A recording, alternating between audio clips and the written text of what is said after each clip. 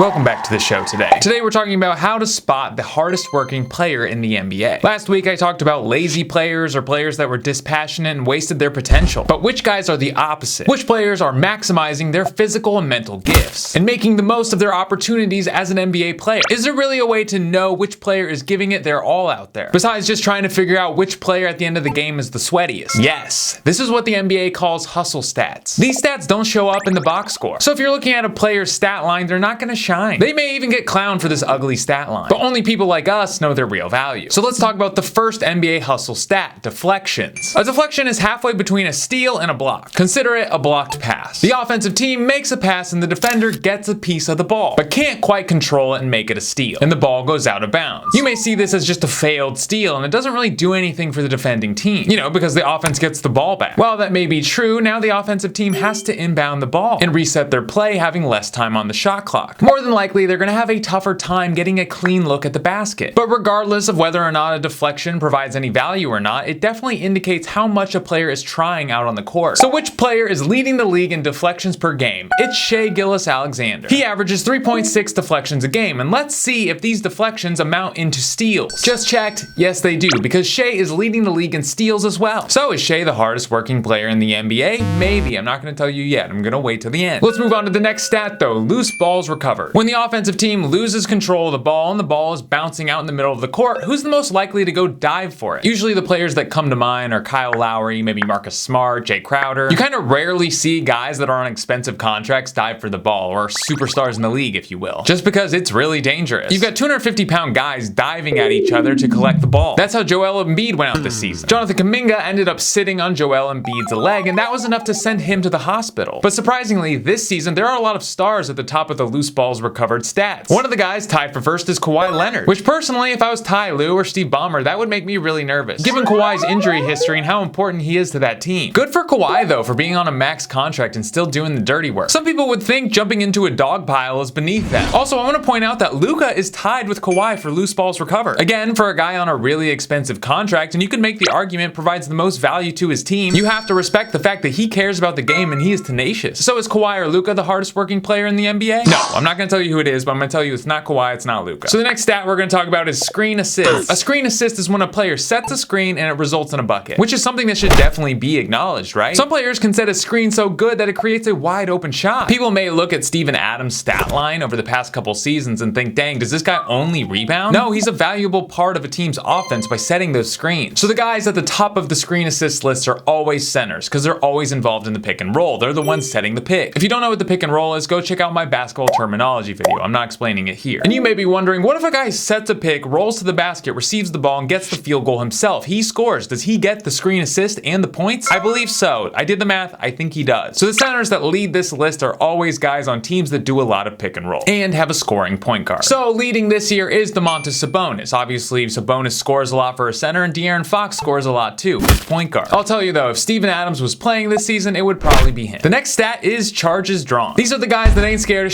and can take a true beating. These are guys running in front of players like Giannis, who weigh 280 pounds or moving 10 miles an hour. They're planting their feet, taking all their momentum into their chest and then onto their butt when they hit the ground. It's always the same guys too. It's either Kyle Lowry, Marcus Smart, maybe Caruso. And my theory on this is because these guys have lost their flinch instinct. Naturally, if someone is moving 10 miles an hour at you, you're gonna move out of the way, you're gonna flinch, you're gonna embrace for impact, and you're gonna move your foot. And when you move your foot, that's a blocking foul. That's on the defensive team. These players have taken so many charges that they're not scared of them anymore. They lock their feet in and they take the impact. They also know how to fall too without hurting themselves. Leading the league this year in charges drawn is actually Brandon Podziemski, the rookie Brandon Podziemski. I have a lot of respect for this dude. He came into the league, he got promoted to the starting lineup, and he's doing whatever he has to stay on the court. It's a shame that he's in such an impressive rookie class. He could have been up for rookie of the year if it was next year. Next, we got box outs. Fundamental stuff if you ever played middle school. If you don't know what a box out is, it's when the shot goes up, you get in front of your man and you drive your ass into him to create space for yourself to get the rebound. Leading the league this year in box outs, it's Bam Adebayo with 3.2 box outs per game. You're probably thinking that doesn't seem like a lot. After every shot, isn't every player boxing each other out when the ball's up? Yes, but the NBA only counts a box out if the player boxing out gets the rebound. So is Bam Adebayo the league leader in rebounds this year? No, he's not. It's actually Domantas Sabonis. Because box outs don't necessarily lead to rebounds. So why would that be? From what I've noticed, some players don't need to box out to get rebounds. Jokic is one of the top rebounders rebounders in the league, but he has barely any box outs per game. I think it's because Jokic is tall and he relies on his touch to get the rebound, and his teammates are boxing out for him, versus a guy like Adebayo who's shorter and needs to use his ass to create space for himself in order to get those rebounds. The last hustle stat that I want to talk about is contested shots, just getting a hand up. A serious contest, not an empty gesture contest. You know, the one where you just barely move your arm to say you got a hand up, hoping the motion of your arm somehow distracts the guy from shooting. The league leader this year is Brook Lopez with 17.3. It's not even close. But do these contests result in blocks? Yes, I think so. Brook Lopez is third in blocks this year. And if you're wondering who's first, it's Wemby, of course. Because if Wemby is getting a hand up, more than likely the ball is going to hit that guy's hand. So the hardest working guy in the NBA is not Shai and it's not Brook Lopez, even though those are my second and third favorite players in the league. I gotta give the hustle award to Domantas Sabonis. Reason being, not only is he all over these hustle stats, he's also running the 7th most in the NBA per game. He's running 2.68 miles per game. As a center, that's a lot. So next time you're watching a Kings game, observe Domantas Sabonis. See how much he's moving, see how much he's working, see how much he's involved. That's it. Leave a comment if you think I'm wrong. I'll reply. I